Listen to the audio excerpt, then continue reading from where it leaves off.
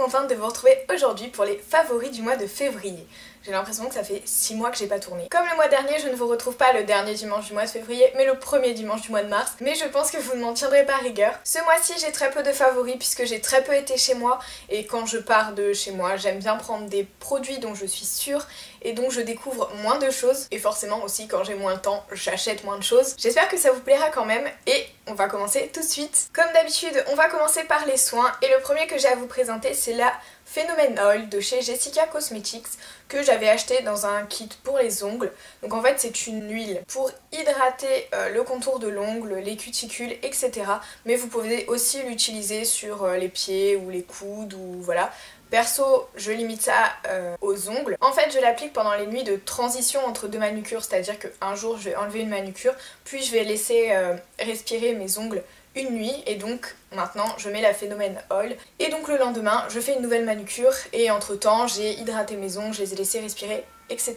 Et j'en suis hyper satisfaite, ça doit faire maintenant peut-être 2 mois que je l'utilise. Elle se présente sous forme de pipette comme ceci et en fait vous avez besoin d'une seule goutte pour faire tous les ongles d'une main. Et vraiment j'adore ce petit produit parce que bon en hiver les cuticules elles sont ultra déshydratées et franchement ça aide largement à pallier à ce manque d'hydratation en fait. Deuxième soin, et vous allez me détester puisque je pense qu'on peut plus la trouver, c'est la crème pour les mains cacao pistache de chez Yves Rocher, donc qui était la collection de Noël de l'année dernière. Enfin de l'année d'avant du coup, de 2013. Sauf que je l'avais gardée dans mes stocks et que je ne l'ai ressortie que pour cet hiver. Hormis son odeur folle, j'adore la texture qui est ni trop compacte ni trop liquide et qui pénètre hyper rapidement. En général, j'aime pas trop les crèmes pour les mains trop compactes, trop riches et celle-là, elle est pile entre les deux, pile ce qu'il faut en fait pour mes mains en tout cas, qui ont beaucoup souffert ces derniers temps avec le vent qui fait à Montpellier. Sincèrement, avant d'appliquer cette crème, j'oubliais très souvent de me mettre de la crème pour les mains et mes mains commençaient à se décomposer, c'était immonde, enfin se décomposer, hein, on voyait pas non plus mes os et tout, hein, mais je veux dire ça faisait vraiment une peau de croco sur les mains, donc vraiment vous imaginez le truc. Et j'ai largement repris ça en main avec cette crème, donc j'en suis hyper satisfaite. Je sais pas si les crèmes pour les mains en ce moment chez Yves Rocher sont formulées pareil que celle-ci, hormis que forcément c'est pas la même odeur. Mais si c'est le cas, franchement ça vaut vraiment le coup. Le troisième soin qui fait la transition un peu avec le make-up et qui est vraiment un gros coup de cœur, c'est le lait démaquillant avec son éponge méditerranéenne ultra douce de la marque Huygence. Donc je pense que je commence à vous rabattre les oreilles avec cette marque, mais vraiment je l'adore. J'avais acheté ce lait démaquillant pendant les soldes sur Birchbox, donc je n'ai pas payé le prix fort. Parce qu'il faut quand même savoir que Huygence c'est une marque qui n'est pas donnée, mais pour le coup ce sont vraiment des produits de qualité. Déjà le packaging est super mignon, il est rétro à souhait, et pour des produits bio je trouve que c'est un bel effort. Ensuite au niveau efficacité j'ai été un peu déçue parce que vu le format, c'est-à-dire l'éponge plus le lait, je peux pas appliquer ce produit sur mes yeux, donc je peux pas démaquiller le mascara, les fards, etc. Et donc j'ai essayé avec un coton, mais ça marche pas vraiment bien, enfin c'est pas fait pour quoi, c'est vraiment pour démaquiller le teint. Et en général, les produits qui se limitent à cette utilisation, ben j'aime pas trop, parce que moi quand je me démaquille, j'aime bien que ce soit rapide, donc j'aime bien pouvoir faire le teint et les yeux en même temps. Et donc quand j'ai constaté que je ne pouvais pas, j'étais un peu frustrée on va dire. Et puis j'ai vu le bien que ça faisait à ma peau et du coup je continue à l'utiliser. Donc j'utilise une eau micellaire pour les yeux et donc pour le teint je me démaquille avec ce lait démaquillant. Et pour que je change mes habitudes et que je change de démaquillant pour les yeux et pour le teint, c'est vraiment qu'il me plaît. Déjà on sent que la peau est nettoyée en profondeur, même si comme vous le savez après le démaquillage je me lave quand même le visage. Avec l'éponge on a vraiment l'impression qu'on a plus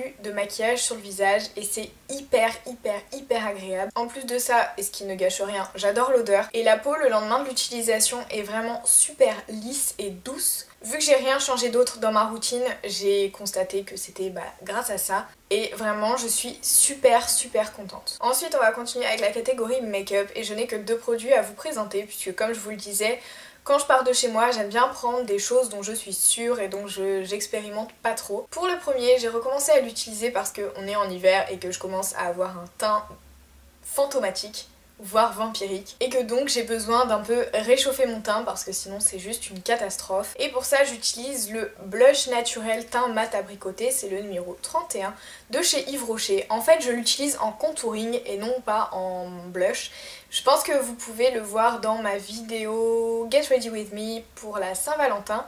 Donc je l'utilise là dans le creux des joues et tout de suite ça donne un coup de vie à mon visage en fait, tout simplement, que je ressemble pas à un cadavre toute la journée. Voilà pourquoi je l'utilise depuis environ 1 mois et demi et c'est pas prêt de changer puisque d'ici à ce que je bronze, il va se passer un certain temps. Le deuxième produit, c'est un vernis et c'est un vernis que je vous avais présenté dans mon haul des soldes, bien qu'il n'était pas soldé.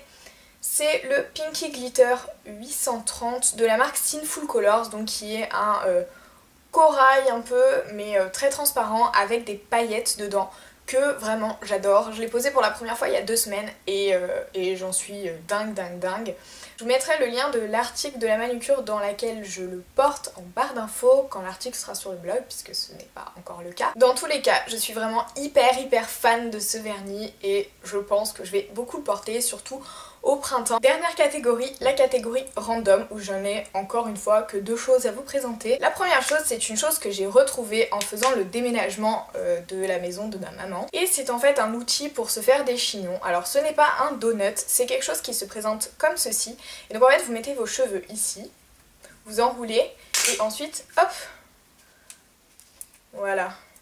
Ça fait un chignon quoi. Je sais pas si vous avez très bien compris, d'ailleurs si vous voulez un tuto pour que je vous montre comment ça s'utilise etc, n'hésitez pas à me demander dans les commentaires. Ça fait vraiment très longtemps que j'ai cette chose et j'avais complètement oublié avec la folie des donuts etc. Je sais absolument pas si on peut en trouver actuellement, mais je pense que si. Et je trouve que ça est vraiment beaucoup plus naturel que les donuts en fait. Juste la petite chose que j'aurais à redire, c'est que je l'avais acheté en noir et que sur des cheveux blonds, si jamais mes cheveux bougent au cours de la journée, on voit qu'il y a quelque chose dans mon chignon. Mais à vrai dire, c'est pas bien grave.